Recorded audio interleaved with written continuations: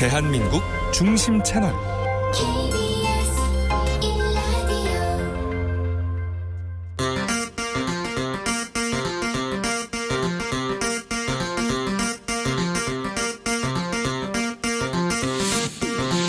주진우 라이브.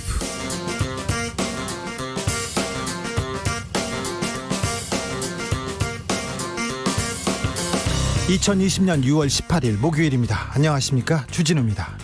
연락사무소 폭파와 군사합의 파기, 예고. 북한이 지난 2주일 동안 김여정 제1부부장이 북한 신문에 예고한 대로 진행한 일들입니다. 그렇다면 북한의 다음 단계는 무엇일까요? 북한의 오늘자 노동신문에서는 연락사무소 폭파는 시작에 불과하다고 했고요.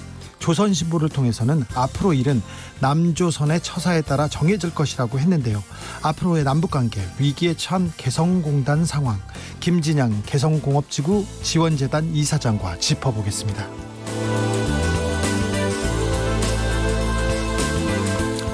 더불어민주당이 법제사법위원장 등 6개 상임위원장을 단독 선출하고 각 위원회별로 회의를 시작했습니다. 미래통합당 의원들은 보이콧 중입니다. 주호영 통합당 원내대표는 절에 들어갔어요. 이런 가운데 김태년 민주당 원내대표가 통합당은 국회 정상화에 결단을 내려달라고 강한 메시지를 보냈습니다. 통합당의 답변 그리고 출구 전략, 최영두 원내대변인에게 들어보겠습니다. 코로나가 다시 확산세를 보이고 있습니다. 코로나가 다시 어려운 문제입니다. 장기 유행할 가능성도 보이고 있는데요. 보건과 복지 분야 그 어느 때보다 중요합니다. 그리고 더 많은 일을 해야 합니다. 코로나 시대 국회 보건복지위원장을 맡은 한정혜 민주당 의원 만나보겠습니다. 나비처럼 날아 벌처럼 쏜다. 여기는 주진우 라이브입니다.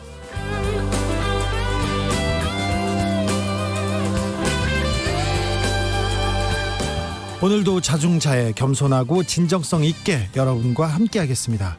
날 더운데 마스크 쓰고 다니느라 힘드시죠?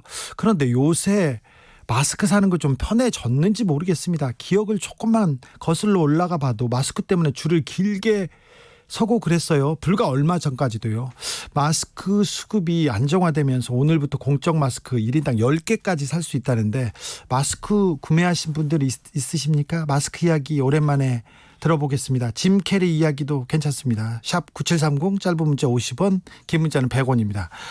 콩으로 보내시면 무료입니다. 사연 보내주시면 선물로 보답하겠습니다. 신현재님, 코로나 껴안고 살아야 하는 시대가 되었나 봐요. 그러게요. 마스크 끼고 살아야 되는 시대가 되었습니다. 그럼 시작하겠습니다. 시끄러운 세상, 더 시끄러운 정치, 풀리지 않는 갈등, 꼬이는 일상, 답답하신가요? 저에게 오십시오. 주 기자가 여러분의 답답한 속을 뚫어드립니다. KBS 1라디오 주진우 라이브.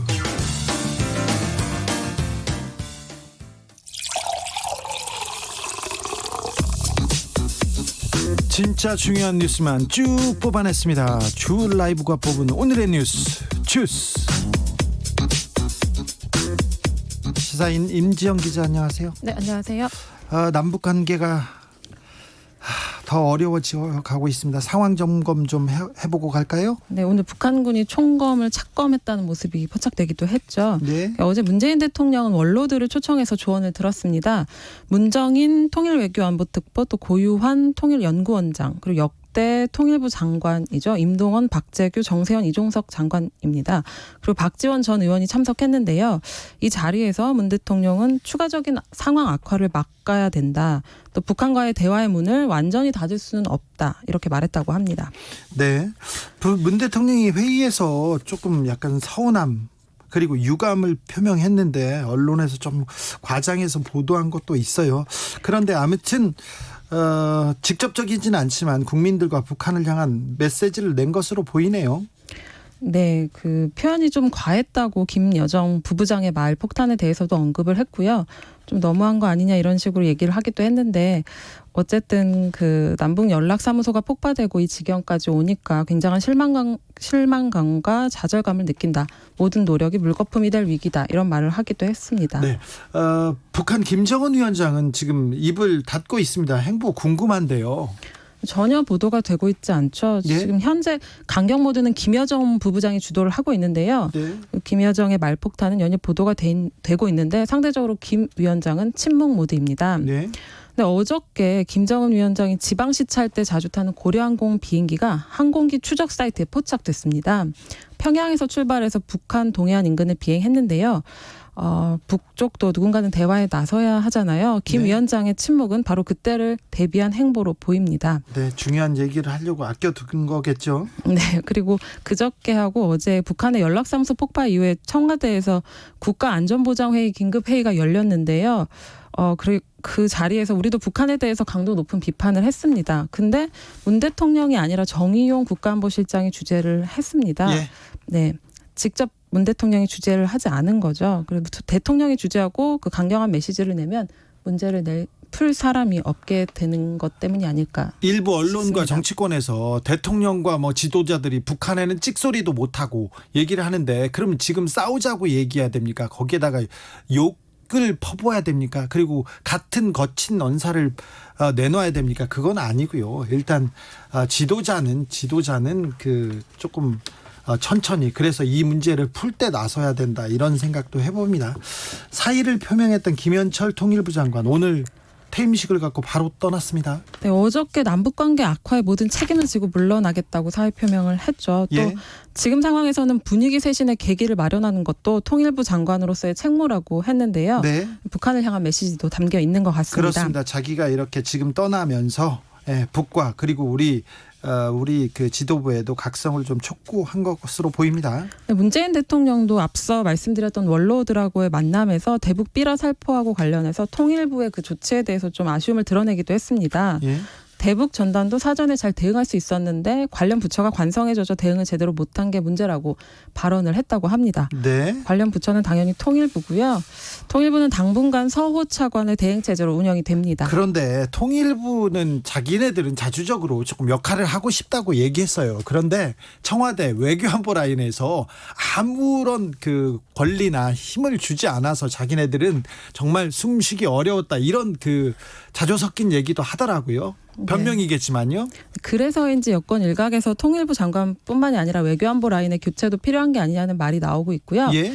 네, 통일부 장관과 관련해서는 그 후임 장관 하마평이 정치권에서 거론되고 있습니다. 예. 그 관료 출신, 학자 출신이 지금 장관을 역임했는데요. 이번에는 중진 정치인을 기용하자는 논의가 여권에서 나오고 있고요. 원내대표를 지냈고 또 남북관계에 관심이 많은 이인영, 우상호 의원 등이 후보자로 거론되고 있습니다. 네. 이번에는 정치인이 통일부 장관에 오를 것으로 보입니다. 그래서 남북 문제를 풀 때 조금 더 주도적인 역할을 하고 목소리를 낼 수 있는 그런 정치인 출신에서 찾을 것으로 보입니다. 외교와 안보라인 교체에 대해서는 말이 많았는데요. 사실 작년부터 좀 있었어요. 정의용, 강경화, 서훈 이분들은 근데 지금 남북 문제가 지금 첨예하게 대립하고 있는 상황이어서 교체되지 않을 것으로 보입니다. 이 문재인 대통령의 이 그 등용수를 보면요. 대신 만약에 통일부와 같이 한두 군데를 더 개각한다면 저는 국방부 장관 그 안에 들어갈 것으로 보입니다. 이건 제 생각입니다. 코로나 상황 짚어볼까요? 네, 18일 0시 기준으로 국내 코로나19 신규 확진자가 59명으로 늘었습니다. 지역 감염 발생이 51명이고요. 해외 유입이 8명입니다. 50명이 넘은 게 6일 만인데요. 아이고 정말 다시 또 좀 번지는 것 같아요. 네, 생활 속 거리두기 방역 체계의 기준선이 50명이에요. 예. 50명 미만을 다시 넘어가지고 방역 당국이 긴장하고 있습니다.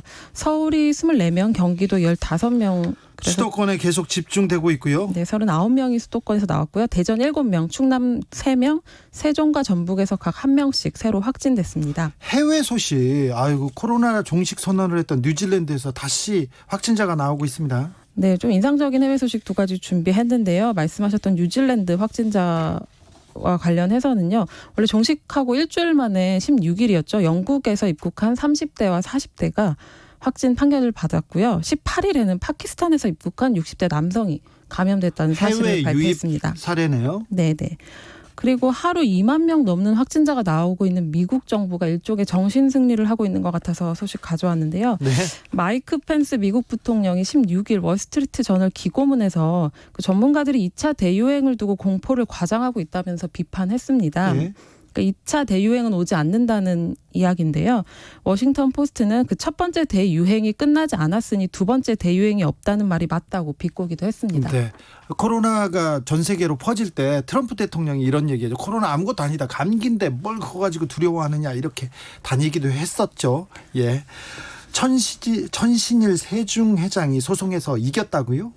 네, 이명박 정부 시절 실세로 통했던 인물입니다. 엄청난 실세였어요. 엄청나게 힘이 셌고요. 이명박 대통령하고 가장 친한 친구였기 때문에. 네, 그 천신일 세종회장이 계열사인 그 세성학원 전 대표 A씨 명의로 주식을 차명 보유했었는데요. 그 소유권이 천 회장 자신에게 있다는 걸 확인해달라고 낸 소송에서 이긴 겁니다. 네. 서울중앙지법은 천 회장이 A씨를 상대로 낸 주주권 확인 소송에서 원고 승소 판결을 했는데요. 과정에서 재판부가 전 대표 그 A씨하고 연락이 닿지 않아서 서류를 공시 송달했고 그럼에도 A 측이 주장을 펴지 않아서 천 회장의 청구를 모두 받아들였습니다. 어떤 내용이었어요? 2003년이었죠. 천 회장이 9월에 그 비상장 회사였던 세중의 주식 5,000주를 A 씨에게 명의신탁을 합니다. 명의신탁. 네, 2006년에는 사명을 그 세중 여행으로 변경해서 다른 계열사인 세중나무 여행하고 합병을 하고요. 합병. 네, 근데 또 상호를 원래대로 세중으로 바꿉니다. 그런 방식으로 우회 상장을 한 거죠. 변경 우회 상장. 네, 이 과정에서 14만 3천여 주로 주식이 늘어납니다. 예. 지난해 1월 A 씨가 차명 주식 일부를 매도한 사실을 그 천 회장이 알게 되었고요. 그래서 해당 주식이 자신 거라는 걸 확인해달라고 소송을 낸 겁니다. 아이고 복잡하네요. 네, 앞서 차 회장은 그 차명 주식을 자녀들한테 증여하고, 증여. 네, 우회 상장에서 증여세를 포함해서 101억 원의 1억 원을 포탈한 혐의 등으로 기소가 됐는데요. 2011년에는 유죄 판결을 받았습니다. 네. 네, 징역 3년에 집행유예 4년, 벌금 71억 원이 대법원에서 확정이 됐고요. 근데 이거하고 별도로 또 있습니다. 기업체로부터 청탁과 함께 거액의 금품을 받았어요. 네, 뇌물 받았죠. 네, 그래서 2012년 징역 2년의 실형이 확정됐는데요. 이명박 대통령이 퇴임 직전인 2013년에 특별 사면을 받았습니다. 어지러우시죠? 천신일 그러니까 이명박 대통령의 가장 그 친한 친구였고요. MB 때 엄청난 실세였어요. 명예신탁 이런 거 다 몰라도 됩니다. 합병, 차명주식, 우회상장, 증여세 이거 다 MB 스타일이고요. 결국 벌을 받아요. 그런데 병원에 조금 누워 있으면 사면을 해줍니다. 이것도 MB 스타일입니다. 최시중, 이상득 다 이런 스타일로 빠져나갔어요. 천신일 회장이 이명박 대통령 때 했던 일은 아무 혐의도 아직 밝혀지지 않고요. 그냥 잘 먹고 잘 삽니다. 지금 성북동 저 뒤에 산 밑에 큰 박물관을 지었어요. 저거 그린벨트인데 어떻게 지었지? 이명박 대통령 때 그때 짓기 시작했거든요. 잘 먹고 잘 산다고요. 이명박 대통령 주변 사람들 그 얘기였습니다. 다음 소식으로 가는데 다음 소식도 좀 가슴 아프네요. 대우조선해양이라는 회사가 있었어요. 근데 그 회사가 임직원들이 성과급을 엄청 많이 타갔는데 그게 그 분식 회계를 통해서 타갔어요. 근데 법원에서 이걸 좀 반납해라 그런 판결이 나왔습니다. 네, 대우조선이 그 전현직 임원 7명을 상대로 성과급을 돌려달라고 낸 부당이익금 반환 소송을 냈는데요. 부산고법 창원재판부 민사 2부가 승소 판결을 내렸습니다. 예. 과거로 보면요. 2012년 경영평가에서 당시 대우조선이 성과급 지급 등급을 받아서 임원들이 35억 원의 성과급을 챙겼습니다. 근데 따져보니 감사를 해보니 회계 조작으로 이 장부를 조작해가지고 자기네들이 성과급을 가져갔다는 거죠. 네, 실제로는 2012년 3,084억 원의 순손실이 났는데요. 1,370억 원의 단기 순이익을 냈다고 회계를 조작한 겁니다. 네. 그래서 당시 대우조선은 부당하게 지급된 임원 성과급을 환수하겠다고 했죠. 했는데 문제는 성과급을 받은 임원 69명 가운데 40여 명이 퇴직을 했고요. 네. 이들이 반납을 거부하면 강제할 법적 근거가 없었습니다. 그런데 이 대우조선해양이 우리 세금 혈세가 13조 원이 들어갔습니다.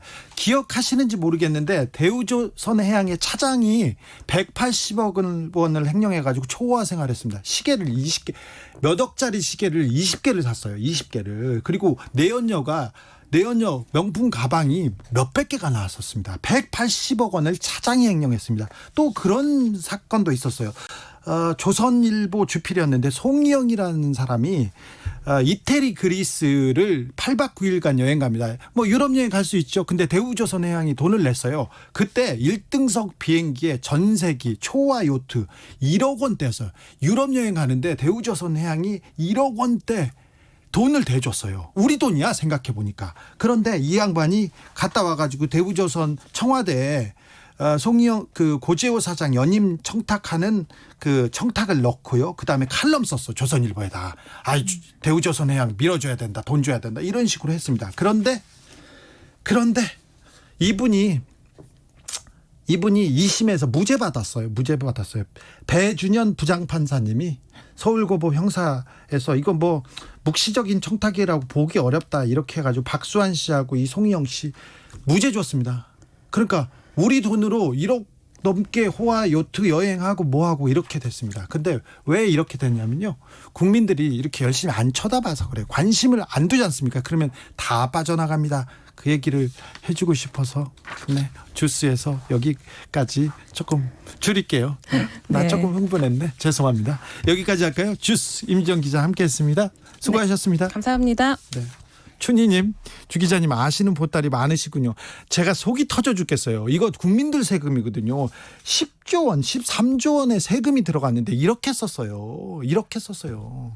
7805님, 안양에서 평양까지 택시 손님 모시고 가는 날도 멀지 않았구나 생각했었는데 꿈이 물거품 되는 것인가요? 그래도 희망을 갖고 기다려 볼랍니다. 그럼요. 겨울이에요. 혹한기가 있습니다. 그런데 봄이 옵니다. 그 이보다 더 어려운 상황에서도 남북은 앞으로 전진했습니다. 그러니까 조금 잘 견뎌보자고요. 이 겨울을. 이순희님, 여름용 마스크 너무 작아요. 내 얼굴이 크긴 하지만 뭐 여름용 마스크 작다는 사람들 좀 있습니다. 제 주변에 많습니다. 0760님, 마스크 사기는 편하게 됐는데 싸다고 해도 마스크 비쌉니다. 아직. 그러게요. 그리고 마스크를 많이 쓰잖아요. 매일 하나 아니면 이틀에 하나씩 쓰니까 조금 가격을 낮춰야 되는데 이제는 낮출 수 있는 여력이 됐을 텐데 이런 지적 하셔야 됩니다. 8595님도 공적 마스크 가격 좀 저렴했으면 합니다. 공적 마스크 가격이 장당 1,500원입니까? 비싼 거죠. 매일 써야 되는데 가족들 4명이 쓰고 이렇게 하면 이거 만만치 않습니다. 이거 정부에서 조금 더 신경 써야 됩니다. 5525님, 마스크 샀어요. 10개 사니까 목돈 부담됩니다. 이제 단가 내려야죠. 날씨가 더워서 하루에 2개 이상 사용합니다. 내려야죠. 네. 저도 얘기하겠습니다. 정부한테 얘기하겠습니다. 정세균 총리한테 마스크 값 내려달라고 바로 얘기하겠습니다. 5272님, 판매 숫자만 늘리지 말고 가격도 내려줘야 10장이면 15,000원인데 부담이 됩니다. 이게 마스크 가격에 대한 관심과 그리고 걱정이 많군요. 박승수님은 주디 언니인데 짐 캐리 주연의 마스크 영화 모르는 사람들 많아요. 전 듣자마자 풋하고 웃었는데 아재 취향이군요. 제가 엊그제 저 소나기 얘기했는데 그 윤초시 소녀를 위해서 그 소년이 그 동네에서 제일 그 맛있다는 호두를 따가지고 들고 다니잖아요. 그 마음으로 제가 이런 내용 뉴스 준비해가지고 여러분께 왔어요. 이 얘기를 정확하게 전달 못해서 아재 개그만 하고 있어서 좀 죄송합니다.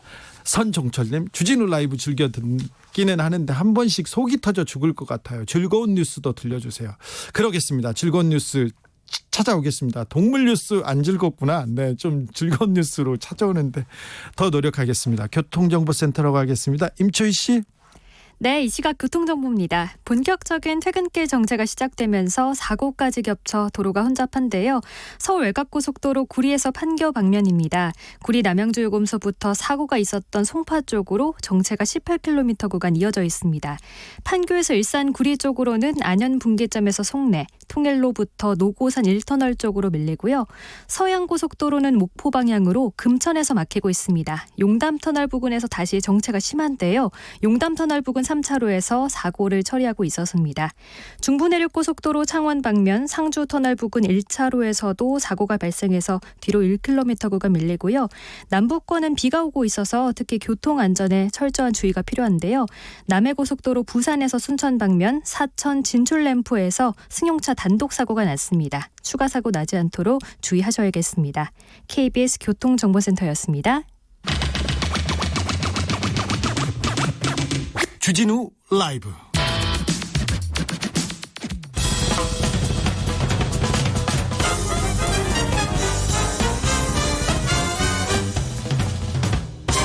훅 인터뷰. 모두를 위한, 모두를 향한, 모두의 궁금증 훅 들어갑니다. 훅 인터뷰.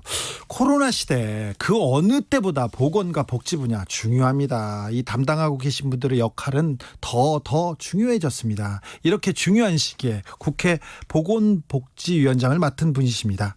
한정혜 의원님 모셨습니다. 안녕하세요. 안녕하세요. 네. 보건복지위원장으로 선출된 한정혜입니다. 네, 특별히 좀 더 잘해 주셔야 됩니다. 이번에는 안 그래도 굉장히 심적으로 좀 부담을 많이 느끼고 부담 있습니다. 가지고 계시죠? 예, 더 가지셔야 그렇습니다. 됩니다. 네. 알겠습니다. 더 해주십시오. 지금까지 열심히 하고 있는 거 아는데 더 하시고 성과도 내야 됩니다. 보건복지위원회 첫 회의 열었죠? 네, 어제 했습니다. 어떤 내용으로 이렇게 회의 열었어요? 일단 저희가 사실 야당 의원님들이 아직 들어와 주시지 않고 있는 상황이라서 네, 예. 조금은 그래도 여지를 좀 둬야 될 필요가 있어서 어제는 현안 중심으로 조금 보고를 받았습니다. 어떤 현안들? 현안이 이제 코로나19 대응과 관련해서 지금까지 해왔던 것, 예. 그리고 그 과정에서 발견된 문제점, 그리고 이게 앞으로도 크고 작은 국지적 상황들이 계속 발생하고 또는 단시간 내에 끝날 상황이 아니기 때문에 그러면 정부가 국가가 무엇을 준비해야 하는가 네. 이런 것과 관련한 거 하고요. 그리고 이제 식약처의 경우에는 마스크와 관련한 부분들, 수급이나 공급 관련한 것, 그리고 비축 물자로서 어느 정도 의료인들이 필요한 것 또는 네. 국민에게 필요한 것들 어떻게 해야 하는지 그것하고 또 하나가 이제 국민께서 가장 궁금하게 생각하실 텐데요. 치료제와 백신 네. 관련한 부분들 연구의 진행 상황 그리고 추진해야 하는 것 정부의 목표 이런 것들 주로 들었고 그 과정에서 이제 가장 중요한 것이 이것이죠. 제3차 추경의 필요성. 예. 예. 일이 많네요. 마스크 가격 내려달라는 의견들, 청취자 의견들 많습니다. 국민들. 네. 아직 비싸다. 이거 좀 메모해가지고 가서 꼭 얘기해 주십시오. 알겠습니다. 네. 네. 전 얘기했습니다. 꼭 내려주십시오. 마스크 가격 부분. 네. 여름에 더운데 하루에 2개씩 쓰는데 이것도 4인 기준, 4인, 5인 가족 이게 부담이 됩니다. 네. 일하는 국회 추진단장이시기도 했어요. 저희하고는 그것 때문에 일하는 국회 때문에 인터뷰하신 적도 있는데 미래통합당 의원들이 지금 보이콧하고 안 들어오고 있는데 어찌 일하는 국회를 위해서 설득해서 데려오려고 생각하십니까? 눈높이를 맞추시면 사실 들어오는데 아무 문제가 없습니다. 누구한테 눈높이를 낮춰요? 눈높이를 정부와 여당을 보지 마시고 네. 국민을 보시면 되거든요. 통합당 의원들이? 네, 그렇죠. 그게 가장 잘 안 되는 부분이죠. 이제 국회에 들어와 보면은 여당이 있고 야당이 있다 보니 이제 이런저런 자꾸 꼬투리를 잡게 되기도 하고 싸움이 되기도 하고 예. 지금과 같은 상황이 벌어지기도 하는데 실제 저는 이제 예를 들어서 지역구에서 당선되신 의원님들 또는 비례로 당선되신 분들이 한번 나가셔서 네. 정말 저작거리 사거리에 한번 쓰셔가지고 지나다니는 분들을 붙잡고 한번 물어보라고 얘기하고 싶어요. 예. 국회에 지금 들어가야 될까요? 말아야 될까요? 어떤 답을 과연 들으실까? 이제 그런 거를 한번 생각해 보시면 지금 마음에 안 차시기도 하고 좀 분하기도 하고 이런 것이 있겠지만 그렇게 국민을 생각한다면 눈높이를 맞춘다면 당장 들어오실 수 있을 것이다 싶거든요. 국민을 생각해야죠. 국가를 생각해야죠. 국회의원들이. 그런데 국회의원이 되면요. 잘 생각 안 하시더라고요. 어제 회의에서 좀 다른 얘기가 있었는데 무소속 이용우 의원께서 뭐라고 했어요? 별 말씀 안 하셨습니다. 별 말씀 안 했습니까? 아니 그 회의를 어제 저희가 했는데 네. 다른 게 기사화가 안 되고 그게 회의, 그렇죠. 회의 그게, 기사는 안 나오고 다른 얘기만 나왔어요. 참 안타깝습니다. 어떤 사실 내용이었어요? 또 이렇게 물으시잖아요. 묻지 말을까요? 네.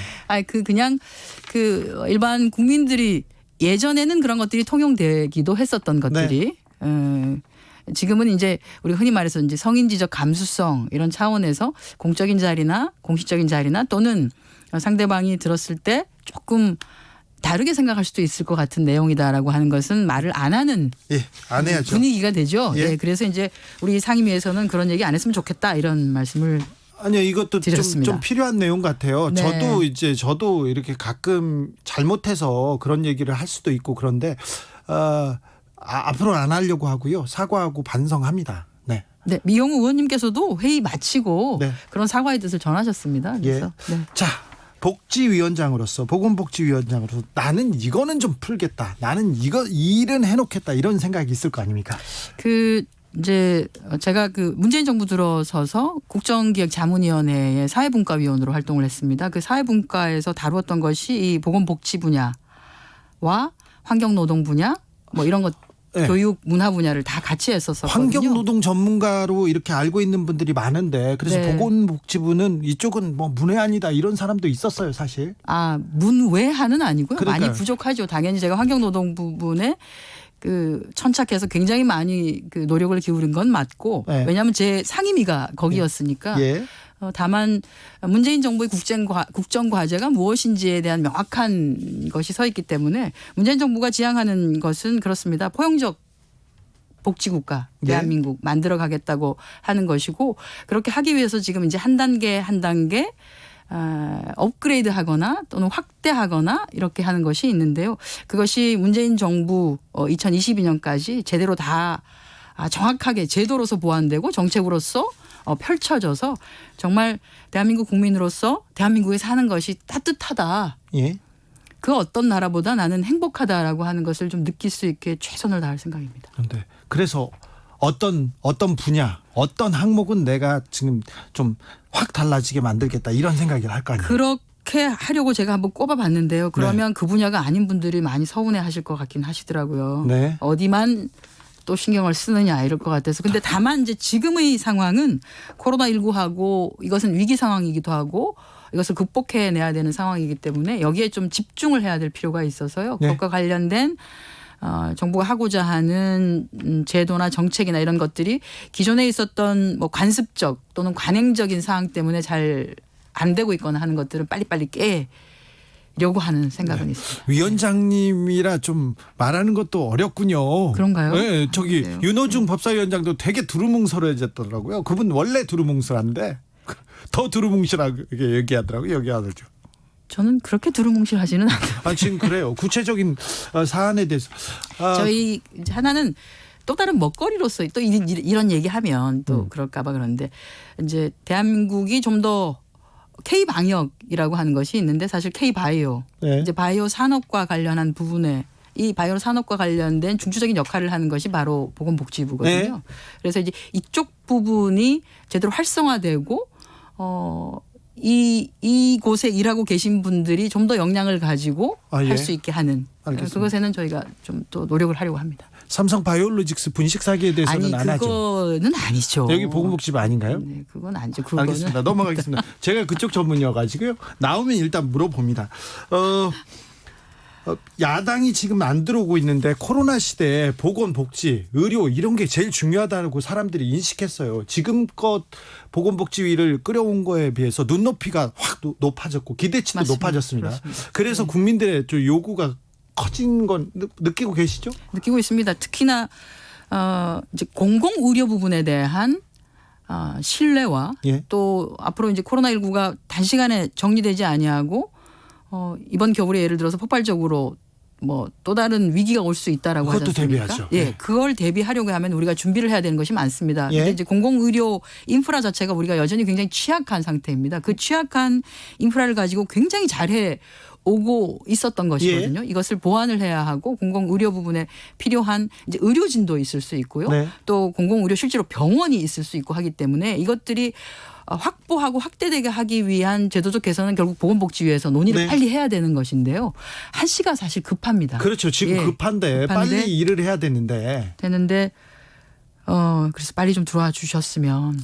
얼마 전에 뉴스였는데요. 그 의료진들, 선별진료소에서 일하는 의료진들 너무 더워서 쓰러졌다는 3명이나 쓰러졌다는 그런 기사 있었는데 그분들한테도 빨리 지금 선제적으로 좀 도와줘야 되는데. 예, 지금 이제 그 입고 계시는 그 방호복, 예. 이 이제 그 방호복의 종류를 조금 식약처에서도 조금 편하게 입으실 수 있는 것을 입도록 하는 것도 있고요. 그리고 이제 실제 접촉하지 아니하고 검사할 수 있는 방법 예. 이것들을 확대할 필요가 있고요. 또 하나는 지금 이제 긴급하게 예산을 편성해서 잠깐이라도 쉴 때는 에어컨 하에 있으실 수 있게 에어컨을 설치하는 비용 은 내려보내드리기도 했습니다. 그런데 내려보냈습니까? 벌써? 예, 그거는 네. 내려보냈습니다만 그럼에도 불구하고 이분들이 그 옷을 입고는 바깥에 나가서 그리고 잠깐 돌아 쉬는 시간조차가 없는 경우가 많기 때문에 근본적으로 해결을 해야 되는 것이 있고요. 그렇게 하기 위해서는 지금 그 진료소의 방식 자체가 많이 바뀌어야 되는데 네. 그걸 하기 위해서도 역시 보건복지위 야당 의원님께서 좀 들어오셔서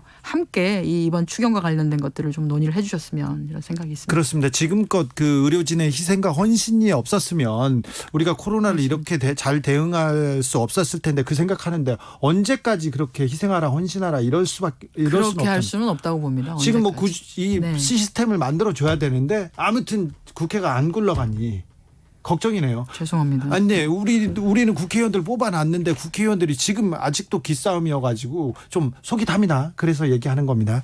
4251님이 여권 쪽에서 나오시는 분들은 왜 국민을 상대로 야당만 눈높이를 맞추라는 건지 모르겠어요. 야당이 들어올 수 있게 눈높이를 낮춰서 양보할 수는 없는 건가요? 저는 여당이든 야당이든 다 싫습니다. 다 싫어하면 안 돼요. 누가 국민을 생각하는지 모르겠어요. 서민들 눈에는 차지 않는 그런 여야입니다. 이런 얘기도 주셨습니다. 그런 말씀 충분히 하실 수 있다고 보고요. 예.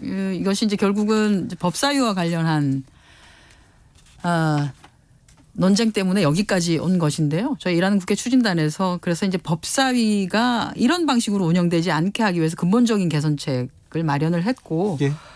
그 법을 통과시키기 위해서는 또 우리 또 법사위를 국회를 열어야 하고 예. 또 법사위에서 그 법이 또 통과가 안 되면 아무 의미가 없어지기 때문에 이렇게 싸우지 않고 자동적으로 일을 할 수 있는 국회로 만들기 위한 여러 가지 방책으로 국회법을 개정을 하려고 하는 상태입니다. 네. 그것이 개정되고 나면 사실 그 뒤에는 법사위를 누가 맡느냐가 그게 중요하지 않을 것 같다는 생각이 들기도 합니다. 아, 예. 네. 네. 1호 법안 내셨는데 플랫폼 노동자 고용보험 의무화 법안입니다. 어떤 내용입니까? 과거에는 대개는 제조업에 속해 계신 분들이 많기 때문에 근로계약을 맺고 있어서 그렇게 근로계약을 맺은 사람들에게 고용보험이 제공이 되었습니다. 이게 이제 사회 1차적 안전망이라고 볼 수가 있는데 근데 아시다시피 4차 산업혁명이라고 해서 근로자성이 좀 떨어지는 그러니까 어떤 한 사람에게 완전히 종속돼서 일하지 아니하는 사람들이 굉장히 많아졌죠. 많죠. 예, 많습니다. 네. 그러다 보니 이분들은 근로자가 아니다라고 치부되어 버려서 사실 고용안전망의 바깥에 존재하게 되는. 그러나 이분들도 누군가를 위해서 자신의 노무를 제공하고 있는 사람인 것이 맞습니다. 그래서 어떤 형태이건 노무를 제공하는 사람들에게는 고용보험이 적용되게 하자. 라고 하는 게 제가 낸 법안의 주요 내용이고요. 예. 그렇게 하다 보니 이제 지난 20대 국회 말에 예술인까지를 포함하는 것으로 했다면 여기에는 거기에 더해서 특수고용 노동자들 그리고 프리랜서 그리고 플랫폼 노동자까지를 포괄하게 되기 때문에 사실은 이렇게 되면 일하는 거의 모든 사람들이 자영업자를 뺀다면 일하는 모든 사람들이 거의 포괄이 되는 그런 상황이 됩니다. 그렇습니다. 네. 이거 환노위 간사여서 지금 주특기가 나온 것 같아요. 그죠? 네. 네. 저는 뭐 환노위 있을 줄 알고 사실 내기도 했습니다. 보건복지위에서는 어떤 법안, 어떤 내용으로 이렇게 조금 정책을 만드실 생각이신지요? 지금 당장 가장 급한 것은 공공의료 네. 인프라 확대입니다. 네. 이제 의사들이 많다고 하지만 실제 의사 수가 좀 많은 것은 수도권에만 많은 것이고요. 조금만 수도권을 벗어나도 의료 인력이 굉장히 부족합니다. 네. 의사, 간호사 할 것 없이 부족하고요. 또 하나는 과별로도 이게 굉장히 차이가 많이 납니다. 뭐 외과 중에서도 특히 흉부 외과의 경우에는 그게 일이 힘들고 하다 보니까 사람이 없어요. 사람이 없습니다. 네. 그래서 그냥 외과의가 흉부 외과 수술을 대신해서 하게 되는 이런 위험도 내포가 되어 있기 때문에 좀 더 국민들이 건강하게 지내게 하기 위해서는 이런 의료와 관련된 공공 의료와 관련된 인프라 사람도 관련될 것이고요. 병원도 관련될 것이고 네. 그렇습니다. 이 두 개가 뭐 지금 상황에서는 코로나19에도 그렇고 국민의 건강을 유지시키기 위해서도 그렇고 그게 가장 급한 것이기 때문에 그것을 먼저 하려고 합니다. 그 다음에는 원격 의료, 영리병원. 이것도 병원으로 돈 벌려고 하는 사람들 그 재벌의 또 손에 놀아나는 거 아니냐 이런 걱정하는 사람도 있습니다. 그거는 조금 오해를 하지 않아 주셨으면 좋겠고요. 이번에 코로나19 사태 때 모두 다 병원을 가지 않으셨습니다. 왜냐하면 병원에서 다시 감염될 무서워서요. 불안이 네. 있어서 그때 했던 방법이 비대면 진료 방식을 택했습니다. 예. 그러니까 심혈관 질환이나 또는 당뇨나 이렇게 생활 습관성 질환들을 가지고 계신 분들의 경우에는 이미 병원은 가고 계시기 때문에 중간중간에 진료만 좀 받으시고 약을 계속 복용을 해야 되는 상황이었거든요. 이런 분들에게는 비대면 진료도 가능했기 때문에 코로나19와 같은 전염성 질환이 코로나19로 끝이 날 것이냐. 그렇지 않다는 거죠. 그러지 않다면 앞으로도 있을 것에 대비해서 비대면 진료가 가능하게 해놓는 것은 논의를 시작해야 된다고 봅니다. 영리병원은요? 영리병원은 아니죠. 영리병원은 저희가 말씀드렸지 않습니까? 공공의료 인프라를 네. 확대하겠다고 하고 있지 거기에 영리라는 이름은 들어와 있지 않습니다. 알겠습니다. 네. 마지막으로 21대 국회에서의 계획 물어보겠습니다. 열심히 해야 된다는 것밖에는 다른 게 사실 생각이 나지 않는데요. 열심히 하는데 다른 것에서 열심히 하면 안 되니까요. 네. 동네 축구 하듯이 그렇게 하지 말아라라고 분명히 국민께서 말씀을 하실 것 같아서 선택과 집중하도록 하겠습니다. 그러니까 저는 제때 응답하는 국회가 되는 것이 정말 중요하다.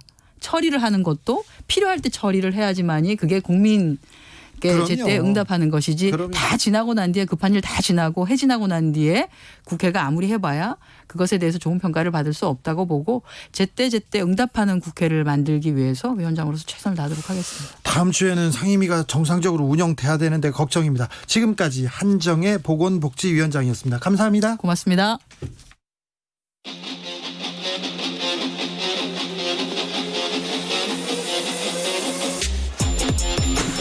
진짜가 나타났다. 악마 기자 주 기자가 전해주는 지옥에서 온 실사.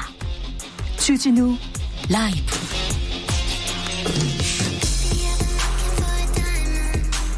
훅 인터뷰 이어갑니다. 통합당 의원들이 3일째 국회 보이콧 중입니다. 주호영 원내대표는 절로 들어가셨고요. 그런데 북한 상황이 시시각각 바뀌면서 당내에서도 완보 위기에는 좀 등원해야 된다 이런 말도 나오고 있습니다. 통합당의 앞으로의 선택 들어보겠습니다. 최영두 미래통합당 원내대변인 연결했습니다. 안녕하세요. 네, 안녕하십니까. 네. 고생이 많으시죠? 네네. 통합당 지금 분위기는 어떻습니까? 당에 국회에 등원하자는 얘기도 있습니까? 저희 당은 상당히 민주적인 정당이기 때문에 다양한 목소리 또 다양한 전략 여러 이야기가 나오고 있습니다. 그런데 예. 지금 현재 이 국회 이 파행 상태가 지금 민주당하고 또 우리 당이 지난 30년 동안 지켜오던 국회 운영의 전통과 원칙을 지금 민주당이 일방적으로 파기하겠다는 것이거든요. 그래서 이 막상 의원총회를 해보면은 이 굉장히 이 문제에 대한 원칙 고수론이 확고한 편입니다. 네. 단 하나 바로 법사위 문제인데 법사위원장 문제인데요. 네. 예, 그 문제에 대해서 지금 워낙 이 보수 미래통합당 의원들은 걱정이 많은 분들 아니겠습니까? 나라 걱정도 많고 네. 그래서 여러 다양한 의견이 나오고 있습니다만 지금 지난 30년 동안 국회가 협치의 전통과 원칙을 지켜오면서 했던 바로 법사위원장의 야당이 법사위원장을 맡는 이 원칙 문제는 물설 수 없다는 게 아직 대세여서 예. 금방 지금 이 문제 안보위기다 걱정하고 안보위기 해법을 함께 논의하고 있습니다만 지금 이 문제로 국회 지금 현재 강제 배정 문제 또 법사위 배정 문제 이런 문제에 대한 입장은 아직 확고합니다. 네. 법사위원장 문제가 풀리지 않으면 그러면 등원 쉽지 않다는 게 미래통합당 내부의 지금 분위기인가요? 지금 국회에 등원한 상태고요. 국회에 네. 다 있습니다. 국회 있고 국회에서 본청에서들 원내대표가 지금 사의를 굽히지 않은 상태입니다만 비대위원장, 사무총장, 정책위원장 다 국회에서 활동 중이고요. 네. 지금 국회 원구성을 둘러싸고 민주당이 지난 30년간 지켜오던 민주당은 81석 야당일 때조차도 확고하게 차지하던 그런 법사위라는 견제 장치에 대한 그 확고한 원칙, 그런 원칙에 대한 지금 논란, 지금 거기에 대한 우리가 원상 회복을 요구하고 있을 뿐이지 다른 부분에 대해서는 지금 계속 국회 내에서 토론하고 네. 또 저희들 입장을 밝히고 또 비판할 건 비판하고 하고 있습니다. 알겠습니다. 사의를 밝히고 떠난 주호영 원내대표 사퇴는 했으나 사퇴했다고 끝나는 건 아니죠. 그렇습니다. 이 주호영 원내대표가 사실 지난번에 국회가 박병석 의장이 국회를 강행해서 6개 상임위원장을 선출하고 예. 또 무엇보다 큰 문제는 미래통합당 의원들을 상임위에 강제 배정한 것입니다. 이건 정말 헌정사상 초유의 일입니다. 예. 예. 과거에 이제 한두 명의 의원, 특위에서 한 몇 명의 의원을 강제 배정한 적이 있습니다. 국회에서. 그러나 한 교섭단체, 정당 전체의 의원을 더구나 등원한 상태에서 원구성을 두고 협상하고 있는 상태에서 전체를 강제 배정한 것은 처음인 일입니다. 이제 그래서 어떤 분들은 이거 강제 증명하듯이 한 것 아니냐 이렇게 참 한탄과 지금 비판이 나오고 있는데 이런 상황이 되다 보니까 원내대표로서는 지난 30년 동안 여야가 협치를 이어오면서 지켜왔던 전통도 못 지켰고 또 미래통합당 의원들이 한결같이 요구한 단 하나 요구 법사위원장은 지난 30년간의 전통대로 야당이 가져야지만 최소한의 견제장치를 가지고 있다는 그런 발언도 못 지켰기 때문에 난 책임을 지겠다고 물어서는 것인 것이고 근데 여기에 대해서 이제 의원총회에서 당장 누가 원내대표가 된들 이걸 막아낼 수가 있겠느냐 여당이 저렇게 일방적으로 파기하고 밀어붙이고 있는데 그러니 다시 그 사의를 거두고 다시 우리 심기일진해서 다시 난국을 돌파하자고 했습니다만 원내대표는 그 사의를 거두지 않고 있는 상태죠. 거두지 않고 있습니까? 네네. 절에 가서 안 오신답니까? 절에 가서 지고 계신데 아마 오늘 어디 언론에 보니까 예. 호남 쪽에 오늘 사찰이라는 이야기만 하고 있습니다만 저희들하고도 연락을 안고 있고요. 아니 지금 그러면 대변인하고도 얘기를 안 합니까? 예, 저도 뭐 사실은 인터뷰는 합니다만 원내 대변인으로서의 무슨 원내 대책을 논의하고 대표와 함께 상의해서 무슨 그런 입장을 전할 지금 위치가 상황이 아닙니다. 아 예. 그렇군요. 심각하네요.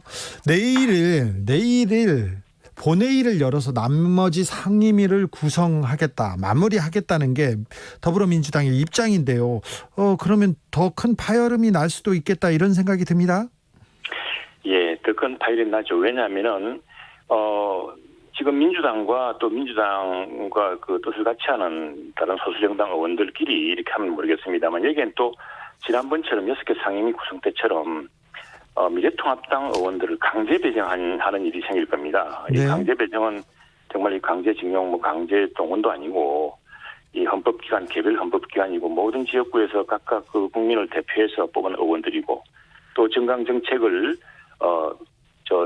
유권자들이 지지해서 그 찍은 정당의 비례대표이고 한데 이걸 국회의장이 무슨 천재지변이라거나 이런 상황도 아닌데 더구나 그런 상황이라 하더라도 이 강제 배치할 수는 없는 일입니다. 이런 상황을 계속 저지르는 것은 그 위헌적이고 굉장히 위법적인 상황입니다. 위헌적 위법적 상황을 계속 되풀이하는 것에 대해서 저희들 내일 원내에서 강력하게 항의할 것입니다. 예.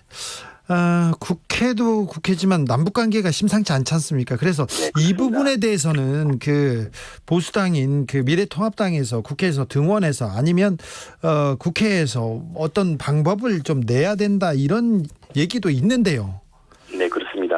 사실은 저희 미래통합당으로서도 북한이 우리 대한민국 정부의 선의 또 우리 대한민국 대통령이 그동안 야당의 비판, 일부 국민들의 의혹을 참 감수하면서까지 얼마나 대북 정책을 열심히 했습니까? 예. 열심히 하고 했는데 북한이 옥류관 요리사까지 등장시켜서 대통령을 모욕하고 모독하는 그런 일이 발생했습니다. 여기에 대해서는 저희들은 대한민국 국민으로서 또 예. 대한민국 국회의원으로서 모두 굉장히 분노하고 있습니다. 네. 그래서 뿐 아니라 북한이 그동안 남북 관계에서 우리 정부의 선의, 우리 대한민국 국민들의 선의와 이 평화롭게 풀어보고자 하는 노력을 이렇게 짓밟고 한 데 대해서 굉장히 붕괴하고 있는 상황입니다. 그렇다고 지금 이 상황을 방치할 수 전혀 없는 것이죠. 더욱이 올해가 한반도 다들 기억에서 아주 멀어진 것 같은데 한반도 비핵화 선언을 한 지 올해가 40주년 되는 해입니다. 예. 그리고 6.15도 이제 20주년이고요. 예. 그동안 우리 남북 특히 대한민국 정부가 얼마나 북한의 그 도발과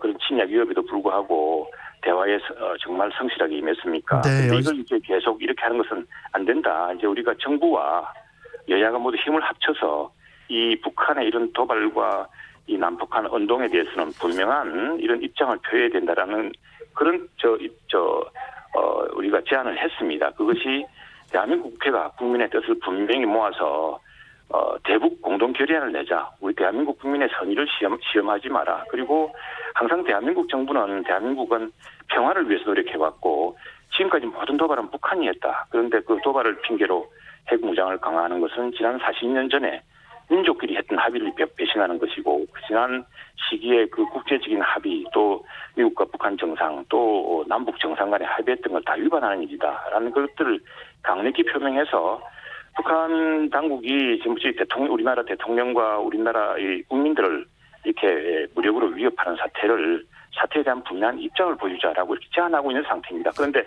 여당에서는 그런 제안에 대해서는 지금 묵묵부답입니다.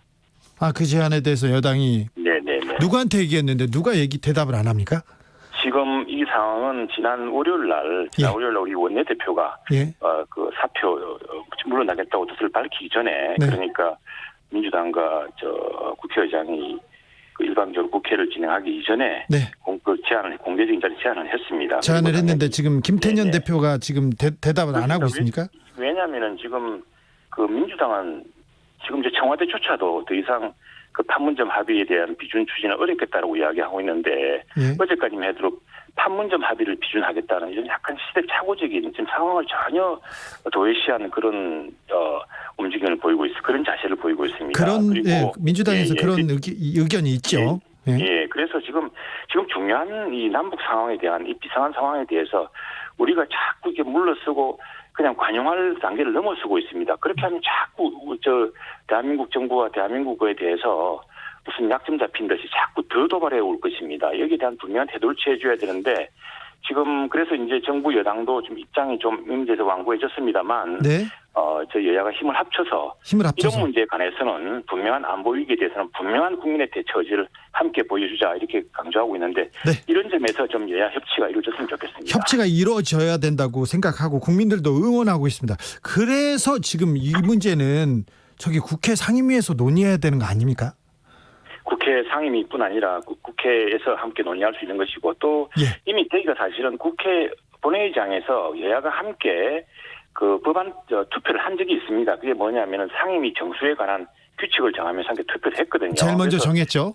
그렇죠. 그렇기 때문에 우선에 이 대북 공동 결의안 같은 거 대한민국 정부의 뜻을 대한민국 국민의 뜻을 대한민국 국회의 이름으로 여야가 만장일치로 보여주는 그래서 우리 대한민국 정부가 그동안 북한에 대해 성실하게 그리고 정말 국민들의 비난을 무릅쓰면서까지 대북 정책을 해왔는데 이걸 무시해서는 안 된다라는 점을 분명히 하고 또 지금처럼 은행의 말의 도발이라든가 또 실질적인 무력 위협이라든가를 통한 여기에 대해서는 대한민국 정부, 대한민국 국민, 대한민국 국회가 단호하게 대응할 것이다. 그리고 정말 평화를 같이 만들어서 공동의 번영을 만들자라는 만약 그렇게 하겠다고 한다면 대한민국 국회가 뒷받침할 것이다라고 하는 그런 공동 결의부터 같이 했으면 좋겠습니다. 이건 내일 국회를 사실 다른 것이 아니라 바로 그런 주제를 해서 제안한다면은 미래통합당으로서도 기꺼이 응해서 함께 표기를 할 것이고요. 지금 그게 아니라 자꾸 그 강제 배정이라든가 위헌 강제 배정 같은 이런 불법적이고 위헌적인 방식으로 일방 통일을 한다면은 이 문제에 대해서는 저희들이 물러설 수가 없는 것입니다. 예. 강제 배정 얘기하는데 박병석 의장은 통합당에서 상임위원 명단 주지 않으니까 어쩔 수 없이 강제 배정했다 이런 주장하고 계세요. 그게 이제 지난 30년간 지난 국회가 보면은 특히나 이 2008년이 지금과 같이 완전히 상황이 역전되었을 때였습니다. 그 당시 원구성 당시에 한나라당은 172석, 180석 가까이 됐었고요. 그다음에 그 당시에 이제 그때는 또 통합민주당이었습니다. 지금은 미래통합당이고 통합민주당은 저기 81석이 있었습니다. 그때 이 원구성을 위해서 굉장히 그 당시 민주당이 시간을 많이 지연시켰습니다. 그렇게 했더라도 합의를 해서 이루었던 것이 당시 한나라당이었고요. 지금 불과 이제 원구성 협상을 시행한 지 일주일, 열흘도 안 됐던 상황입니다. 그런데 돌연 그동안 전통과 원칙을 깨고 일방적으로 강제 배정을 하는 것은요, 이건 굉장히 비상식적이고, 기본적으로, 너무 일당 독주를 하는 그런 양상입니다. 그래서 이 부분은 지금 다른 것도 아닙니다. 바로 하나, 법사위원장.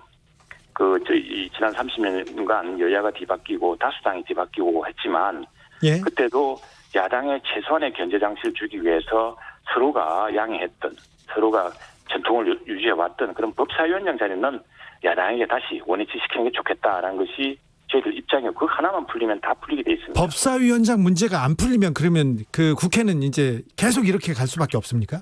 거기에 대해서는 여당이 우선 여당과 지금 안보 위기 또 경제 위기가 심각하지 않습니까? 예, 그렇죠. 네. 미래통합당은 굉장히 위기의 상황을 함께 대처하고자 하는 굉장히 큰 그런 의지가 있습니다. 그리고 네. 실제로 그런 의지들을 그동안 밝혀오고 있고요.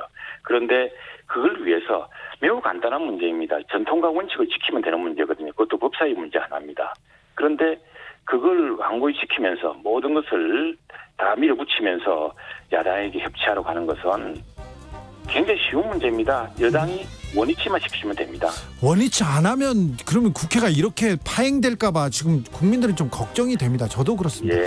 여기까지 국민들의 걱정이 여당에게도 미치기를 기대합니다. 예, 여기까지 듣겠습니다. 지금까지 네, 감사합니다. 최영두 네. 미래통합당 원내 대변인이었습니다. 3861님, 주디를 보면 진짜 주디처럼 일하고 싶어요. 부하 안 필요하신가요? 이건 또 무엇이요?